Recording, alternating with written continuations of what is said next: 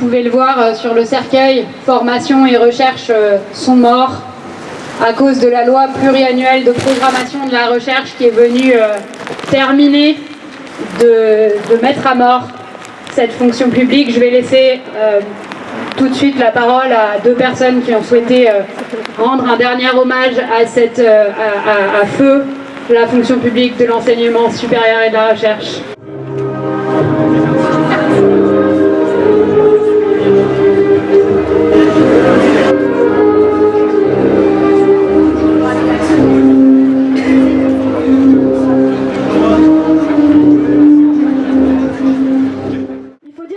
Déjà plusieurs années, voire décennies, que sa santé décline, et avec elle, notre morale, nos espoirs et notre plaisir de vivre en sa compagnie.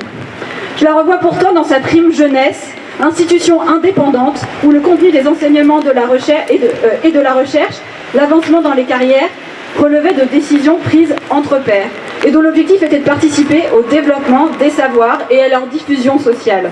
Depuis quelques années, moribonde, elle n'est plus que l'ombre d'elle-même, sous contrôle permanent des conseils d'administration, où siègent patrons et cadres. Et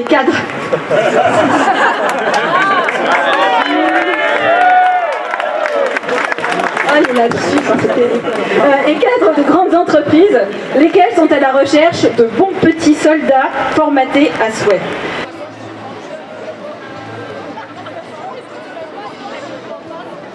L'université est-elle morte? Le sera-t-elle bientôt? Sans suspense, nous vous répondrons que oui, si le projet de loi de programmation pluriannuelle de la recherche rentre en vigueur. Mais tout d'abord, avons-nous envie de rendre hommage à l'université dans son état actuel? Ceci n'est pas un hommage. Contre toute attente, si nous sommes réunis ici, ce n'est sûrement pas pour faire l'éloge de l'université et oublier ce contre quoi nous nous battons en tant qu'étudiants, étudiantes. Contre l'autonomie financière des universités qui s'accompagne des baisses de dotation de l'État, entraînant le délabrement progressif des locaux contre des enseignements. Contre la hausse des frais pour les étudiants extra-européens, 15 fois supérieurs à ceux des intra-européens. Contre la sélection des étudiants avec Parcoursup à l'université comme dans d'autres filières.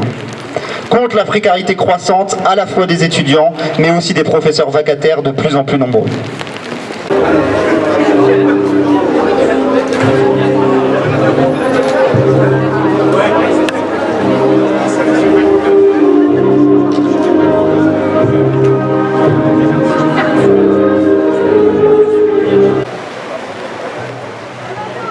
Ces dernières années, elle savait même plus ce qu'elle disait, a utilisé des formules bizarres du genre offre de formation plutôt qu'enseignement, masse salariale pour parler de ses collègues, et parler de logique managériale comme si on était sur les marchés financiers ou du travail, la poudre.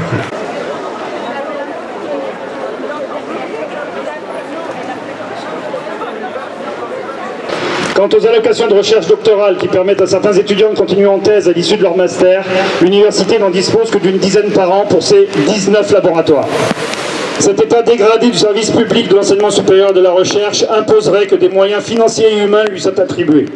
Pour que son budget atteigne 1% du PIB, objectif répété par les gouvernements successifs depuis 20 ans mais jamais réalisé, il faudrait en effet accroître ce budget de 6 milliards d'euros, soit le montant du crédit impôt recherche dont bénéficient les entreprises, sans effet sur la recherche comme l'a constaté la Cour des comptes.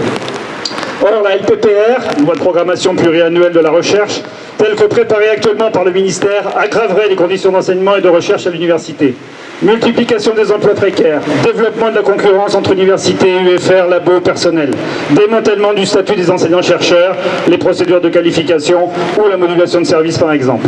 C'est pour cela qu'au-delà des motions signées par les personnels et votées par les départements, les UFR ou même le CA de l'université, mais aussi par les autres universités ou les instances scientifiques du CNRS, il a été décidé que partout en France, le 5 mars, l'université et la recherche s'arrêtent.